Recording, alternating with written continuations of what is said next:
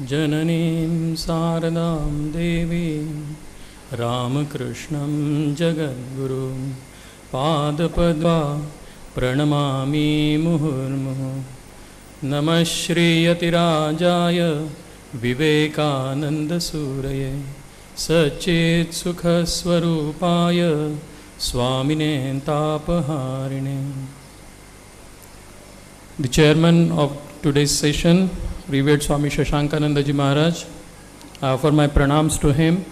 I offer my pranams to all the monks, brahmacharis and revered nuns who are present over here, as well as my namaskars to the colleagues on the dais, as well as my brothers and sisters from the various Bhava Prachar Parishads. I was the rapporteur for the Hindi panel. The theme for the Hindi panel was Ramakrishna Vivekananda Bhava Prachar Parishad program, its achievements and scope. Now let me tell you, I am not going to really present the synopsis in a more traditional way. I am trying to, I will be taking some liberty. Apart from sharing with you the thoughts shared by the speakers today in the Hindi panel, I would as well like to add my thoughts from Swamiji, Thakur and Holy Mother. And I would present it in a little different way, not a traditional way. Like when we talk about the achievements and the scope of the various programs undertaken by the Bhava Prachar Parishad, I would like to draw your attention to the convention held in 2011 February, when we decided to celebrate Swamiji's 150th birth anniversary in a big way. There were various lectures by eminent monks, there were cautions given, there were concerns expressed during that particular conventions, expectations were shared with us, plans were shared with us. Now I just put down certain concerns and cautions which were voiced in that particular convention, and if we really study today's convention, our achievements, our scope, with reference to those cautions and concerns, it would make more sense. So I've just listed out 10 concerns and cautions given at that point of time. One, are we progressing in right direction? Are we clear about our ideal? We lack the missionary zeal. We lack the efficient organization. We have to deal with real-time problems of youth. The Ramakrishna movement developed vertically and not horizontally with respect to the service. I'm making this particular point. Service to the masses, Swamiji said, neglect of masses is one of the causes of our downfall. 9. Understanding the deep significance of Swamiji's ideas and to apply them in our day-to-day life. It's very, very important. Our life should speak than our words. No hypocrisy. Bhaver gar chori. So all these cautions and concerns were shared at that point of time. And I'm really happy the kind of subjects what our speakers selected addressed to these concerns and the cautions. And we are going to really look at our future programs in the light of these cautions and concerns. The topics now I'll just go one by one, which were selected and were spoken about.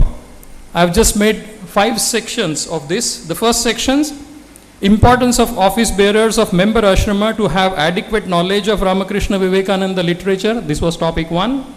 The second was importance of the visits of the monks and sadhu sangha at the private center. Now, the speaker who was to speak on this particular topic, importance of sadhu sangha, he did not come today.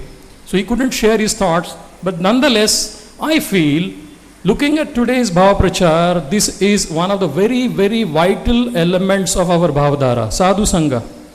It's very important. So I'll just share quickly some points. The points shared by the speakers was, it is important to study the Ramakrishna Vivekananda literature not only for the self-management but also for the efficient management of the ashrama. Point number 2, knowing, believing and learning to implement the life-giving ideas of the Holy Trio is essential. This is the way to develop bhava. Point number 3, this study will always put us on the right direction if we study the Ramakrishna Vivekananda literature consistently. And this is the way to intensify the spiritual life of the members. Now I am coming to the point of sadhu sangha. All religions recommend the company of holy men as the greatest purifying agent in life. Swami Vivekananda says, the greatest spiritual force in the world is purity. The more the spiritual men a movement produces, the stronger it is and the longer it lives. When the springs of spiritual life dry up, a movement becomes a relic of the past. Now, out of these particular points which were thought about, shared, there are few practical suggestions. Now, I am going to just make it. The first suggestion comes as the compulsory training to be provided to the office bearers of all member ashrama at branch centers of Ramakrishna Mutt and Ramakrishna Mission once in a year. It could be a 3-day residential course. Look, when the monks, when the brahmacharis are trained, they are trained in a particular fashion. There is a compulsory 2 years training course for them. Why not we have compulsory training, the office bearers? It is very, very important. Because many times we find we do not take anything strictly or seriously unless and until it is compared. So the compulsory training of the office bearers once in a year at any of the branch centers, it is a must. That is what I feel. The second suggestion is the centers to ensure at least one visit of a revered monk to their center every 2 months. Being the convener and associated with the Ramakrishna Vivekananda movement, I have seen many of the Sikh private centers. When I studied that how many times the revered monks have visited those respective centers, it was shocking. Maybe once in a year, twice in a year, or only 3 visits in a year. And that is again the root cause for the sickness of a private center. So this is very important. At least alternate month we have to ensure that the monk visits to our ashrama. The next topic was lessons learned while working at the private center and the secrets of team building. The secrets of team building. These 2 topics were there. And the points which were shared was lack of understanding of the blessed opportunity, giving petty excuses justifying the absence from the center. Many members don't want to come out of their comfort zone. Now, these were the experiences shared by one of the delegates, expressing the cause for the activities dying down at the private center. Why the activities die down at the private center? These are the reasons he shared with us. Lack of understanding, giving petty excuses. Many members don't want to come out of the comfort zone. The better integration of its different branch streams is essential. That is, between the private center and the branch center, that integration is, somewhere loose. Now, while talking about the secrets of team building, the speaker shared that 3 things are important for a team building. 1 is the proper resource planning. 2, it is the mutual understanding, and he voiced the danger in the mutual understanding, the hurdles in the mutual understanding as the ego and selfish desires. The ego and the selfish desires. And third element, which is very important for the team building, is obedience. Now, there are few suggestions coming out of these particular deliberations, The first suggestion which came out is arranging more frequent visits of monks and study of Ramakrishna Vivekananda literature. 2, better resource planning on the part of branch center and private centers. 3, setting up new branch centers or sub-centers at critical geographical and resourceful locations. This is very, very vital. Critical geographical and resourceful locations. We must have our branch centers or sub-centers. It is important now, as we have seen great response to Swamiji's Ratha Yatra at Taluka level also, and soon the number of private centers are going to increase. This will also help in receiving the sick, reliving or reviving the sick private units. That is very, very important. Wherever possible, I know there is a scarcity of monks, number of monks, but then wherever possible, we have to outreach. There are so many potential areas geographically in various states that if we have a center over there, or even a sub-center, it would really help a lot. And you will come to know the importance of it when I share with you the further topics. The next topic, which is very, very important, is importance of the program for youth in Parishad centers.